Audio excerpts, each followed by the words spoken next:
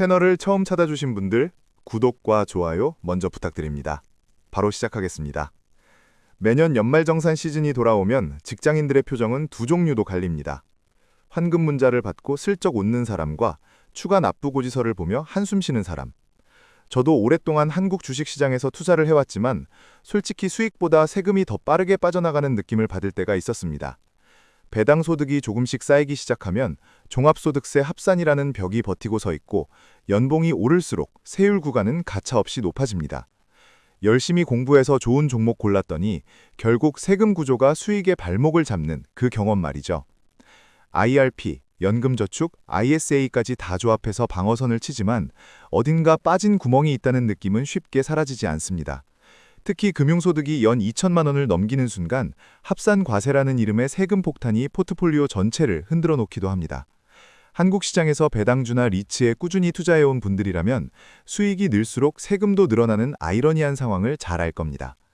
절세 수단은 뻔하고 혜택은 갈수록 줄고 그 사이에서 개인 투자자들은 매년 선택의 한계에 부딪힙니다. 그런데 2026년 이 판을 정면으로 뒤집을 수 있는 정책 상품이 등장했습니다. 일반 국민이 직접 가입할 수 있는 국민참여형 국민성장펀드입니다. 오늘은 화려한 수식어 없이 팩트만으로 냉정하게 짚어드리겠습니다. 좋은 점은 좋다고, 주의할 점은 주의해야 한다고 그대로 전달하는 것이 제 역할입니다. 정부는 2025년 9월 향후 5년간 150조 원 규모의 국민성장펀드를 조성한다고 발표했습니다. 반도체, AI, 바이오, 2차 전지, 방산, 로봇 같은 첨단 전략 산업에 집중 투자해 국가 성장 동력을 확보하겠다는 취지입니다.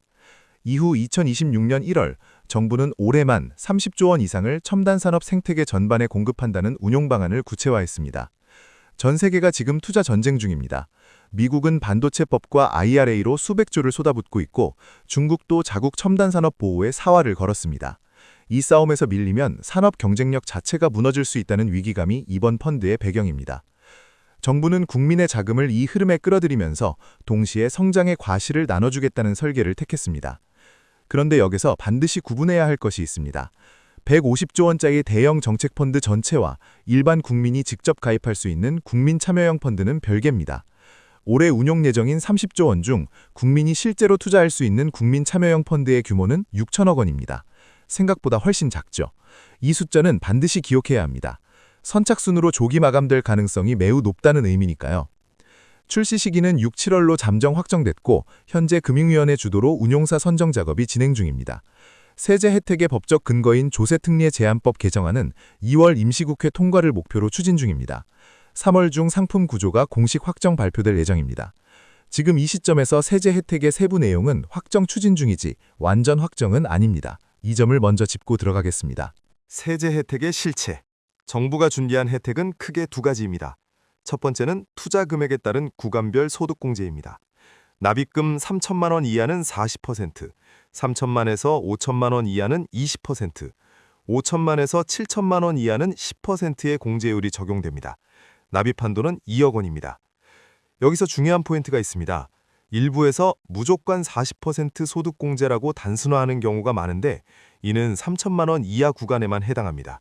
예를 들어 6천만 원을 납입하면 총 공제액은 약 1,700만 원이지 2,400만 원이 아닙니다. 납입금이 3천만 원을 넘어가는 순간 공제율이 절반으로 떨어지기 때문입니다. 이 점을 모르고 큰 금액을 넣었다가 기대와 다른 결과에 실망하는 경우가 생길 수 있어서 먼저 짚었습니다. 두 번째는 배당소득 분리과세입니다. 일반적으로 배당금을 받으면 15.4%의 세금이 붙습니다. 그런데 연간 금융소득이 2천만 원을 넘으면 다른 소득과 합산해 최고 45%까지 세율이 올라갑니다. 주식 투자자라면 이 벽 앞에서 한 번쯤 막막함을 느껴본 적이 있을 겁니다. 국민참여형 성장펀드의 배당소득은 다른 소득과 분리해 9%, 지방소득세 포함 총 9.9%로 끝납니다. 금융소득이 많을수록 세율 구간이 높을수록 이 혜택의 실질적 가치는 더 커집니다. 연봉별 시뮬레이션. 이 두 가지 혜택이 실제로 어느 정도 효과를 내는지 연봉 구간별로 구체적으로 따져보겠습니다. 연봉 4천만 원대 직장인이 1,000만 원을 투자한다고 가정해봅시다. 소득공제액은 400만 원입니다. 세율 구간을 지방세 포함 약 16.5%로 가정하면 실제 환급액은 약 66만 원, 투자 원금 대비 즉각적인 세금 환급 수익률은 6.6%입니다. 현재 은행 예금 금리가 3에서 4% 수준인 걸 감안하면 펀드 수익률이 0%여도 이미 예금 금리의 2배에 가까운 확정 이익을 가져가는 셈입니다. 연봉 7천만 원대의 세율 구간이 26.4%인 분이 3천만 원을 투자하면 1,200만 원이 소득공제됩니다. 환급액은 약 316만 원, 투자금 3천만 원에서 300만 원 이상을 세금 혜택만으로 먼저 회수하는 구조입니다. 수익률로 환산하면 10%를 넘어섭니다. 펀드 수익이 마이너스가 나지 않는 이상 어떻게 해도 손해가 나기 어려운 구조입니다. 세율 38.5% 이상의 고연봉자에게 이 펀드는 단순한 투자 상품을 넘어섭니다. 3천만 원 납입 시 환급액만 460만 원이 넘고 여기에 배당소득 9.9% 분리과세까지 더해지면 종합소득세 대비 절세 효과는 체감상 훨씬 강하게 작용합니다. 연 금융소득이 2천만 원을 넘어 종합과세 구간에 들어가 있는 투자자라면 이 분리과세 혜택이 얼마나 다른지 계산기를 한번 두드려 보시기 바랍니다. 한 가지 더 챙겨야 할 것이 있습니다. 기존의 연금저축이나 IRP를 운용 중인 분들은 국민성장펀드를 어떻게 포지셔닝해야 할까요? 연금저축과 IRP는 소득공제 합산 한도인 900만 원에 묶여 있습니다. 반면 국민성장펀드의 소득공제는 이 한도와 별도로 적용됩니다.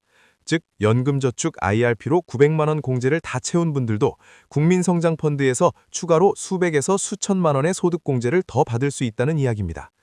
절세 포트폴리오에 새로운 층을 하나 더 쌓는 개념으로 접근하면 됩니다. 청년 도약계좌 만기를 앞두고 있는 분들도 주목해야 합니다. 정부는 청년 도약계좌 만기 자금을 국민성장펀드로 이연할 수 있는 연계 구조를 검토 중입니다. 목돈을 굴릴 다음 수단을 미리 파악해두는 것이 자금 흐름 관리에서 핵심입니다. 저는 이 펀드를 단순히 절세 수단으로만 보지 않습니다.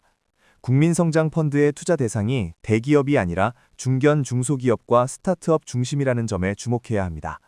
정책자금이 이 방향으로 흐른다는 것은 자연히 코스닥 시장의 수혜가 집중될 가능성이 높다는 이야기입니다.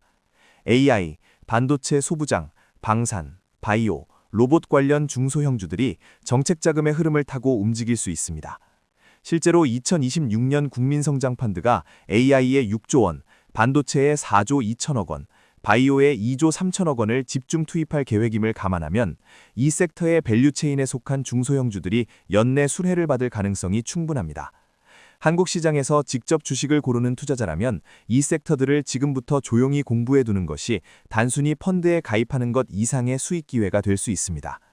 정책자금이 본격적으로 집행되기 시작하면 관련 기업들의 수주와 매출 가시성이 높아지고 밸류에이션 재평가가 뒤따르는 경우가 많습니다. 청년 도약계좌 만기 자금을 국민성장펀드로 이어가는 연계 구조도 정부가 검토 중인 만큼 이 펀드를 중심으로 한 절세 포트폴리오 전체의 그림을 미리 그려두는 것이 현명합니다. 가입 방법도 미리 파악해두면 좋습니다. 6, 7월 출시 시 여러 은행과 증권사에서 동시에 판매될 예정입니다. 판매 채널마다 운용사가 다를 수 있고 수수료 구조도 차이가 날 수 있습니다. 예전 청년 이자 적금이나 청년 도약계좌 출시 때처럼 앱과 사이트가 마비되는 혼란이 반복될 가능성이 있으니 판매 채널과 가입 방법을 미리 알아두는 것이 유리합니다. 원하는 운용사의 상품을 선점하려면 3월 상품 구조 확정 발표를 기점으로 빠르게 움직여야 합니다. 냉정하게 짚어야 할 함정. 좋아 보이는 상품일수록 내 상황에 맞지 않으면 독이 될 수 있습니다. 핵심 주의사항 4가지를 드립니다. 첫째, 3년 의무 보유가 전제 조건입니다. 중도 해지 시 감면받은 세액이 추징됩니다. 인생에는 언제 어떤 자금이 필요할지 모릅니다. 결혼, 이사, 갑작스러운 의료비 등 예측 불가능한 지출이 생겼을 때 이 펀드에 묶인 돈은 꺼내기 어렵습니다. 3년간 건드리지 않아도 될 여유 자금만 투입하는 것이 원칙입니다. 둘째, 소득 공제율은 구간별 차등 적용입니다. 3천만 원 초과분부터 공제율이 절반 이하로 떨어집니다. 무작정 한도를 채우기보다 자신의 세율 구간과 납입 금액의 최적 조합을 먼저 개선해보는 것이 현명합니다. 셋째, 운용사 선택이 수익률을 결정합니다. 정부가 20% 후순위 손실을 보전해준다고 해서 모든 상품의 수익률이 같지 않습니다. 비상장 기업 중심의 투자인 만큼 어떤 기업에 투자하느냐가 결과를 크게 좌우합니다. 6, 7월 출시 시 여러 금융기관의 상품이 동시에 나오는데 운용사의 과거 성과와 투자 철학을 반드시 비교해 보시기 바랍니다. 넷째, 금융소득 종합과세 대상자는 소득공제 혜택을 받지 않습니다. 계좌 가입 직전 3개 과세기간 중 1회 이상 금융소득 종합과세에 해당된 분들은 배당소득 9.9% 분리과세 혜택만 받게 됩니다. 투자 결정 전에 본인의 금융소득 현황을 먼저 확인하고 필요하다면 세무사와 사전 상담을 하는 것이 좋습니다. 정리하겠습니다. 국민참여형 국민성장펀드는 3년 이상 보유를 전제로 3천만 원 이하 구간 최대 40% 소득공제와 배당소득 9.9% 분리과세라는 두 가지 핵심 혜택을 제공합니다. 출시는 6, 7월, 국민 가입 가능 규모는 6천억 원입니다. 세법 개정은 2월 임시국회 통과가 전제 조건이고 3월에 상품 구조가 공식 확정됩니다. 전략적으로 접근한다면 납입 금액은 3천만 원을 기준으로 생각하는 것이 가장 효율적입니다. 3천만 원까지는 40% 공제율이 적용되는 가장 강력한 구간이고 이를 넘어가는 금액부터는 공제율이 급격히 낮아집니다. 자금의 여유가 있어서 추가 납입을 고려한다면 그 초과분에 대한 공제율을 다시 계산해보고 다른 절세 수단과 비교해보는 과정이 필요합니다. 또 한 가지, 맞벌이 가구라면 연봉이 더 높은 쪽의 명의로 납입하는 것이 절세 효과를 극대화합니다. 세율 구간이 높을수록 소득공제의 실제 환급액이 커지기 때문입니다. 부모님이 배당소득 위주로 생활하신다면 9.9% 분리과세 혜택을 활용해 가족 전체의 세금 부담을 줄이는 방향도 검토해 볼 수 있습니다. 한국 주식에 투자하는 입장에서는 이 펀드 자체의 절세 효과뿐 아니라 정책 자금이 향하는 섹터를 미리 파악해 두는 것이 더 큰 기회가 될 수 있습니다. AI, 반도체 소부장, 방산, 바이오, 로봇, 이 키워드들이 2026년 코스닥 시장의 흐름을 결정하는 중심축이 될 가능성이 높습니다. 개인 투자자에게 정책 방향은 언제나 유용한 나침반입니다. 정부가 설계한 판 위에서 세금을 줄이면서 동시에 시장의 흐름까지 읽을 수 있다면 이 기회는 단순한 절세를 넘어 자산 전략 전체의 전환점이 될 수 있습니다. 다만 3월 공식 발표 내용을 반드시 다시 확인하고 자신의 연봉, 금융소득 규모, 여유자금 상황에 맞게 냉정하게 판단하시기 바랍니다. 좋아 보이는 것과 나에게 맞는 것은 언제나 다를 수 있습니다. 기존 연금저축이나 IRP와 별도로 소득공제가 적용된다는 점, 그리고 세율 구간이 높을수록 체감 혜택이 커진다는 점을 기억해 두세요. 부자가 되는 속도보다 세금을 줄이는 속도가 빠른 사람이 결국 더 많이 남깁니다. 맞벌이 가구라면 세율이 높은 쪽 명의로 납입 금액을 배치하고 여유자금이 있다면 3천만 원 기준으로 가입 타이밍을 쪼개는 전략도 유효합니다. 이 펀드가 처음부터 완벽한 상품은 아닐 수 있습니다. 하지만 세제 혜택의 확정성과 정부의 손실 고전 구조는 과거 어떤 정책 펀드보다 개인 투자자에게 유리하게 설계됐습니다. 과거 정책 펀드들이 혜택은 크고 수익률은 실망스러웠던 전례도 있습니다. 뉴딜 펀드의 경험을 기억하는 분들은 이 펀드도 당연히 의심의 눈초리로 볼 수 있습니다. 다만 이번에는 소득공제라는 납입 단계의 확정 혜택이 있고 정부가 손실을 후순위로 먼저 떠안는 구조가 더해졌다는 점에서 과거 정책 펀드와 구조적으로 다릅니다. 그 차이를 이해한 위에서 판단하는 것, 그게 현명한 투자자의 자세라고 생각합니다. 한 가지 더, 국민성장 ISA에 대해서도 언급하겠습니다. 정부는 기존 ISA보다 비과세 한도와 분리과세 혜택이 대폭 확대된 국민성장 ISA를 함께 도입할 계획입니다. 국민성장 펀드 투자와 ISA 비과세 혜택을 결합하는 구조가 만들어지면 이중 인센티브가 가능해집니다. 다만 국민성장 ISA의 출시 일정은 아직 확정되지 않았습니다. 정부가 조속히 발표하겠다는 입장이므로 관련 소식이 나오면 바로 챙겨보시기 바랍니다. 투자에서 타이밍과 정보는 항상 함께 움직입니다. 지금 이 영상을 보고 있다는 것 자체가 이미 한 발 앞선 겁니다. 여기까지 보셨다면 구독과 좋아요 딱 한 번만 눌러주세요. 작은 클릭이 이런 컨텐츠를 계속 만들 수 있게 해줍니다. 그리고 댓글에 딱 한 줄만 달아주세요. 내 연봉대와 생각 중인 납입 금액. 달아주시면 제가 직접 시뮬레이션 계산을 댓글로 달아드리겠습니다. 다음 영상에서 실제 댓글을 바탕으로 심화편도 준비할 예정입니다. 주식 투자 관점에서 국민성장펀드 수혜 섹터를 깊이 파고드는 편도 계획 중이니 알림 설정 해두시면 놓치지 않을 수 있습니다. 댓글창에서 기다리겠습니다.